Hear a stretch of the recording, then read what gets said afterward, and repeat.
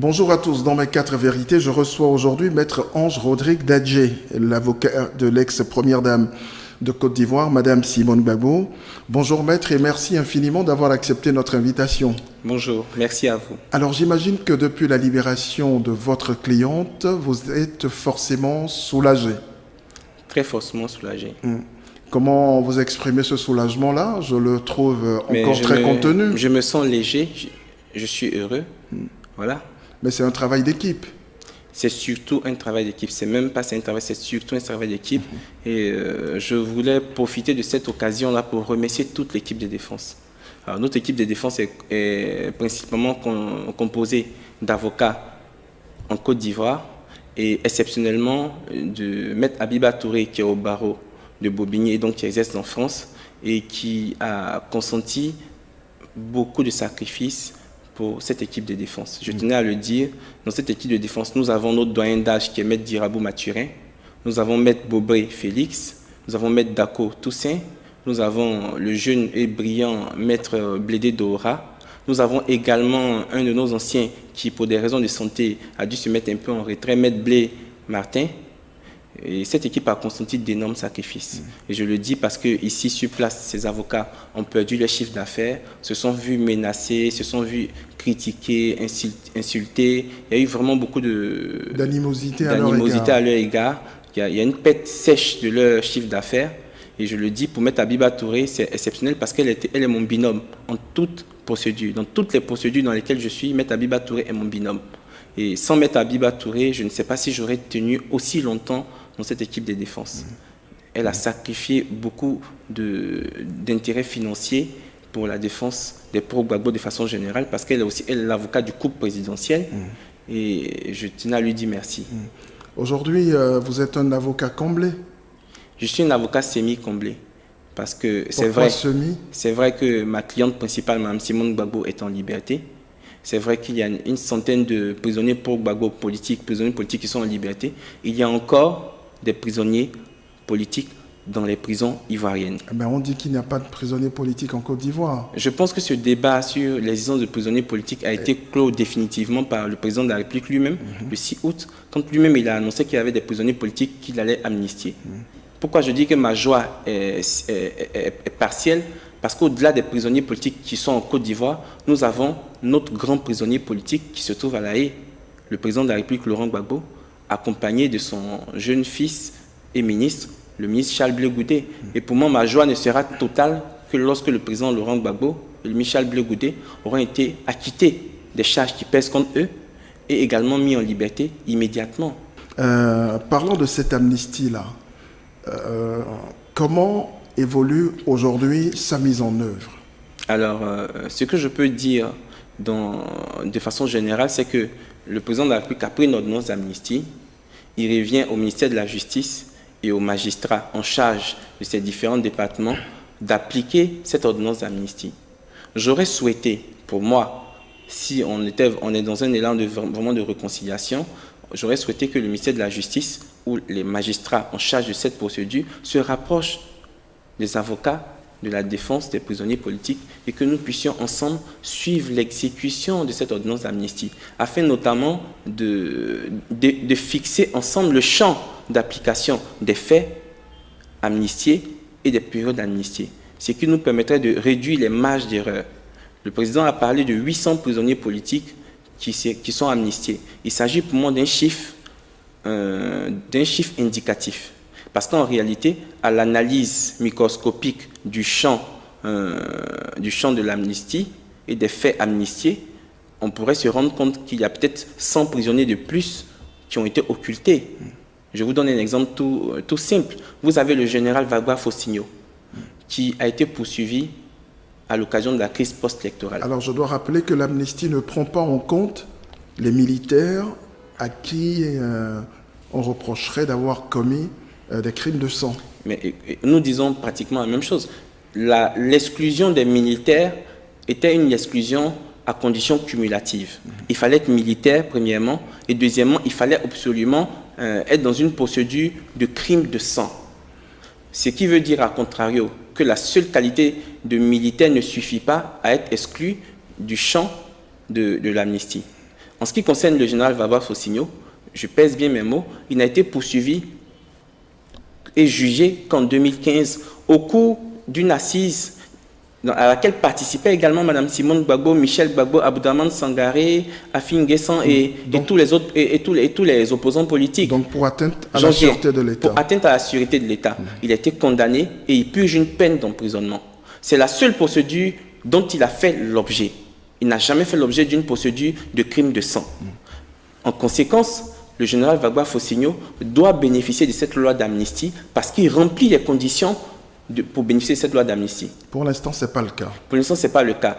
J'ose croire que la justice ivoirienne qui exécute cette ordonnance d'amnistie le fait progressivement et que peut-être dans quelques jours, on nous dira que le général Gbagbo-Fossigno a été mis en liberté. C'est pour cela que je pense, et je me rapprocherai du procureur général cette semaine, dans ce sens-là, pour que nous puissions les aider à appliquer l'ordonnance d'amnistie. Pourquoi je dis les aider? Parce que c'est à notre profit, c'est au profit de nos clients. Donc nous allons leur proposer notre aide éventuellement par différents moyens et voir ensemble comment nous pouvons permettre une application optimale de cette ordonnance d'amnistie. Et vous avez aussi le colonel Katé Nyatois qui a été poursuivi dans une procédure qui ne concerne pas les crimes de sang, dans laquelle il y a également des militaires comme lui qui ont bénéficié de cette ordonnance d'amnistie. Donc, par analogie, il est dans une procédure qui n'est pas une procédure de crime de sang, avec des militaires qui ont bénéficié de cette ordonnance. Ils devraient bénéficier également de cette ordonnance. Mais ça, je parle juste des personnes que j'ai pu connaître. Mais et toutes les autres personnes qui n'ont pas bénéficié de cette ordonnance, de cette libération. Vous avez par exemple, apparemment de ce qu'on m'a dit hier, 6 Ivoiriens se trouvant au Libéria, qui ont été arrêtés au Libéria par la police libérienne à la demande des autorités judiciaires ivoiriennes. Et leur procédure, qu'est-ce qu'on leur reproche? Il s'agissait de procédures d'atteinte à la sûreté de leur procédure apparemment est suivie par la justice ivoirienne et il y a un des co-inculpés qui était en Côte d'Ivoire et qui a été libéré à la suite de l'ordonnance d'amnistie. Par conséquent, j'estime que l'État de Côte d'Ivoire devrait demander le rapatriement de ces 6 Ivoiriens et vérifier si ces personnes remplissent les conditions pour bénéficier de l'ordonnance d'amnistie et les mettre en liberté si c'est le cas. Étant entendu qu'un de leurs co-inculpés dans la même procédure qui était ici a été mis en liberté. Très bien. Voilà ce que je dis. Très bien, maître. Alors, à peine libérée, voilà que Mme Simone Gbagbo intéresserait déjà la Cour pénale internationale. Qu'allez-vous faire? Mais écoutez, je ne pense pas que c'est à peine libéré que Mme Simone Gbagbo intéresse la Cour pénale internationale. La Cour pénale internationale était intéressée par Mme Simone Gbagbo, tout comme par le président Laurent Gbagbo, avant même qu'il y ait la crise, le déclenchement de la crise post-électorale. Je me rappelle qu'en son temps, le procureur de la CPI, le procureur Ocampo, avait annoncé que si le président Gbagbo ne reconnaissait pas les résultats de l'élection, il engagerait des poursuites contre lui. Cette déclaration, pour moi, est une déclaration qui est complètement partisane et qui a montré le caractère complètement partisan de la CPI à cette époque. Alors, donc, pour rebondir sur votre question, tout à fait, la CPI n'est pas intéressée par Mme Simone Gbagbo depuis l'ordonnance d'amnistie. Elle a toujours été intéressée par Simone Gbagbo parce que la CPI a toujours estimé que Simone Gbagbo... Peut-être que je prenais aussi un raccourci. Mais on se dit, voilà, elle est libérée à peine. Alors aujourd'hui, je pense qu'il y a une surestimation de la CPI. C'est-à-dire il y en a une véritable surestimation de la CPI. La CPI est une justice internationale, c'est vrai, mais je pense qu'il serait bon que tout le monde se renseigne bien sur le rôle de la CPI, qui est contenu dans le statut de Rome. La CPI reste, toute puissante qu'elle est, elle ne reste qu'une justice complémentaire de la justice des États nationaux signataires du statut de Rome. En clair? En clair, toutes les fois que la justice nationale poursuit son national pour des faits ayant eu lieu sur l'étendue de son territoire, la justice de la CPI n'a pas vocation à poursuivre la même personne, à condition qu'il soit prouvé que la justice nationale a une volonté véritable de poursuivre la personne et qu'il ne s'agit pas d'une poursuite de fantaisie. Alors, maître, j'insiste sur ma question relative à la CPI. Qu'est-ce que vous allez faire concrètement? Alors, déjà, je tenais à vous dire que cette semaine, j'ai appris, mais reste à vérifier, que la CPI entendait saisir l'Assemblée générale de l'ONU contre la Côte d'Ivoire, parce que la Côte d'Ivoire refuserait de lui livrer 4 de ses ressortissants, au nombre desquels figurait certainement Mme Simone Gbagbo du côté des pro-Gbagbo et trois responsables des forces FSI du côté du camp Ouattara. Alors, pour moi, il faut faire la part des choses. Comme je l'ai dit, la CPI est une justice complémentaire. La CPI ne peut pas se substituer aux juridictions nationales. Et ce serait un déni de justice et ce serait un déni de souveraineté. Je pèse bien mes mots. Il faut que la CPI respecte les États nationaux, respecte les États africains. À partir du moment où un État africain dit « je juge mon national » et que je l'ai effectivement jugé, la CPI n'a pas à aller lui chercher les poux dans les cheveux. En ce qui concerne Mme Simone Gbagbo, ça a été le cas. Et je l'ai déjà rappelé, elle a fait l'objet de 3 procédures et elle est en détention. Elle était en détention de 2011 à 2018, 7 années de détention. Courant septembre-octobre 2018, à la rentrée judiciaire de la CPI, l'équipe de défense de Mme Simone Gbagbo, qui est composée de Maître Abiba Touré et de moi-même, entendant saisir la chambre préliminaire en charge du dossier Mme Simone Gbagbo contre la procureure de la CPI, d'une procédure qu'on appelle la procédure en irrécevabilité. C'est une procédure qui tend à faire annuler purement et simplement les poursuites contre Mme Simone Gbagbo. La CPI ne peut pas nous dire que Mme Simone Gbagbo n'a pas été poursuivie par la justice ivoirienne. Mme Simone Gbagbo a fait l'objet de 3 procédures. Une procédure pour crime économique, une procédure pour les atteintes à la sûreté de l'État, une procédure pour crime de sang. Elle a été condamnée à 20 ans de prison en 2015 à la suite d'une procédure pour atteinte à la sûreté de l'État et purgeait sa peine de prison. Par ailleurs, elle faisait l'objet d'une procédure d'instruction pour crime économique, justement, qui a abouti au gel de ses avoirs. Je tiens à préciser que le ministre de la Justice aurait annoncé que tous les comptes gelés étaient dégélés à la suite de l'ordonnance d'amnistie. Je tiens à dire maintenant, ici présent, après vérification auprès de certaines banques, que les comptes de ma cliente ne sont pas encore dégélés, que les comptes de M. Michel Gbagbo ne sont pas encore dégélés, que les comptes de plus de la moitié des personnes qui ont fait l'objet du gel jusqu'à la veille de l'ordonnance d'amnistie ne sont pas encore dégélés. Il y a eu quelques dégels de comptes pour certaines personnes, et donc les banques ont reçu de la justice ivoirienne des ordonnances ou des instructions de dégel pour certaines personnes, mais nous n'avons pas compris pourquoi ces dégels étaient partiels et concernaient certaines personnes. À partir du moment où le président de la République prend une ordonnance et donne des instructions dans le cadre d'une ordonnance, cette ordonnance doit être appliquée avec équité et de façon égalitaire. Oui, mais vous savez, peut-être aussi que l'administration a ses raisons, ses lenteurs, ça peut se comprendre. Je peux comprendre que l'administration ait ses lenteurs, je peux comprendre, et ça c'est tout à fait normal. Mais je ne peux pas comprendre que l'administration ait ses raisons. L'administration est impartiale, elle est incolore et elle n'a pas à avoir de raison. Elle n'a à appliquer que la loi. Et quand une ordonnance d'amnistie est prise et que le ministre de la Justice annonce que tous les comptes sont dégélés, pour moi, avant que le ministre de la Justice n'annonce que tous les comptes sont dégélés, le ministère de la Justice a pris des dispositions pour que tous les comptes soient effectivement dégélés. Mais jusqu'à hier, j'ai pu vérifier auprès de la banque de Mme Simone Gbagbo que cette banque n'avait reçu aucune instruction pour le dégel du compte de Mme Simone Gbagbo. Voilà ce que je dis. Espérons que ça va vite se faire aussi. Espérons que ça se fasse. Et là, je parle juste de Mme Simone Gbagbo parce qu'elle est connue. Mais il y a aussi toutes ces personnes inconnues ou moins connues qu'elle qui ne peuvent pas peut-être avoir la même couverture médiatique que Mme Simone Gbagbo. Alors aujourd'hui, Mme Simone Gbagbo est libre. Est-ce qu'elle est libre vraiment de tous ces mouvements? En Côte d'Ivoire, sur le territoire national, je tiens à le dire, dès le jour où elle a été effectivement libérée par la justice ivoirienne, elle n'a jamais fait l'objet d'entrave à la circulation. Et ça, il faut le dire. Elle n'a fait l'objet d'aucune entrave à la circulation. Pour l'instant, Mme Simone Gbagbo circule librement. Elle va là où elle a envie d'aller et elle n'a fait l'objet d'aucune entrave. Alors, comment se porte-t-elle? Mme Simone Gbagbo, elle est très contente d'être libérée.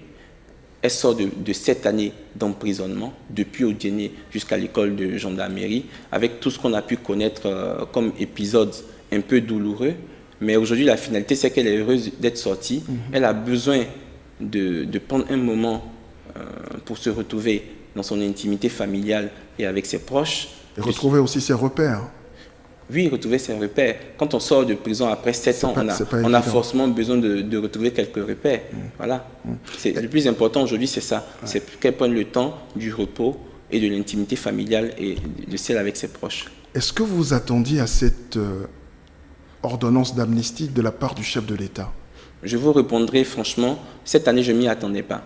Parce que des rumeurs ont annoncé chaque année, la veille de la fête du 7 août, d'éventuelles ordonnances ou lois d'amnistie que nous n'avons jamais vues. Et donc, cette année, je me suis dit, c'est une année de plus, il n'y aura pas grand-chose, qu'on continue à faire ce qu'on a à faire, nous, en tant qu'avocats de la défense, et puis après, on appréciera les faits. Alors, après toutes ces années, je vais dire, de combat judiciaire, que pensez-vous aujourd'hui du fonctionnement de l'appareil judiciaire de Côte d'Ivoire? Écoutez, si je veux vous parler en toute franchise, pour moi, nous avons d'excellents magistrats. Et je tiens à le dire, nous avons vraiment d'excellents magistrats qui ont été très bien formés. Après, nous avons des magistrats qui sont quand même dans un système assez difficile et qui ont peur de la suite de leur carrière. Donc, à partir de cet instant-là, les magistrats, tout excellents qui sont amenés à faire des choix, je dirais, qui ne sont pas plus ou moins objectifs pour tenir compte de la sécurité de leur carrière. Et ce n'est pas nouveau sous ce régime. Je pense que ça fonctionnait comme ça sous le régime d'Oufoué, de Bédié, de Guéhi et même du président Laurent Gbagbo. Ce qu'il y a lieu de faire, c'est de modifier le système pour donner plus de sécurité aux magistrats afin de leur permettre de rendre des décisions plus objectives. Je tiens quand même à dire que sous ce régime actuel, même si ce n'était pas nouveau, la situation s'est carrément empirée. Et donc les magistrats étant apurés, vous avez ceux qui sont apurés et vous avez ceux qui sont zélés, qui ont envie de poser des actes pour faire plaisir au pouvoir. Et donc ça donne un mélange qui n'est pas forcément très intéressant. Mais il ne faut pas désespérer parce que nous avons des magistrats de bonne qualité et nous avons aussi des magistrats qui sont courageux. Je tenais à vous dire que les magistrats qui ont rendu l'arrêt d'acquittement de Mme Simone Gbagbo pour les crimes de sang et avaient à leur tête le meilleur magistrat de l'année 2016, le meilleur magistrat ivoirien de l'année 2016, qui en récompense pour avoir acquitté Mme Simone Gbagbo a bénéficié d'une promotion sanction à l'intérieur du pays alors qu'il aurait dû avoir un poste de président de cour d'appel. Voilà ce que je dis. Donc pour moi, peu importe le pouvoir qui viendra en Côte d'Ivoire, l'important et l'urgence, c'est de réformer le système de notation des magistrats. Parce que si les magistrats sont notés par leurs pairs, qui sont eux-mêmes liés au pouvoir, mais toutes les fois que ce système de notation fonctionne comme ça, les magistrats ne bénéficieront pas véritablement de leur indépendance sur papier. Il faut modifier le système pour que le système redevienne plus transparent, plus objectif, plus indépendant du pouvoir qui gouverne la Côte d'Ivoire à telle ou telle époque, afin que les magistrats prennent des décisions courageuses. Voilà. Aujourd'hui, ce pouvoir actuel peut partir, mais rien ne dit que les magistrats seront indépendants avec le nouveau pouvoir si on ne modifie pas le système de promotion et le système de carrière des magistrats. Voilà ce que je dis. Juste une toute dernière préoccupation. Comment se porte aujourd'hui votre autre client, Samba David? Mais écoutez, Samba David, il est très content d'avoir bénéficié de sa mise en liberté. Je tiens quand même à préciser qu'il était en détention à Korogo quand j'ai adressé à la justice ivoirienne une demande d'évacuation d'urgence du fait de son état de santé. Heureusement, la justice ivoirienne a fait droit à cette demande et il a pu revenir sur Abidjan où il était traité au CHU de Treichville. Par la suite, j'ai déposé une demande de mise en liberté pour raison médicale à laquelle la justice ivoirienne a fait droit. Ce qui lui a permis de recouvrer sa liberté et de voir comment il peut mieux organiser sa santé. Et ça, pour moi, c'est important. Donc, M. Samba David, il est malade. Et je tiens à le dire. Et je voudrais qu'on respecte cela. Il a besoin d'un temps de repos, un temps de reconstruction sanitaire. Et donc, aujourd'hui, il essaie de se soigner comme il peut pour recouvrer la santé. Après, il appréciera la suite à donner à sa vie ou à sa carrière politique. Maître Ange Rodrigue Dadje, merci et très bonne journée. Merci.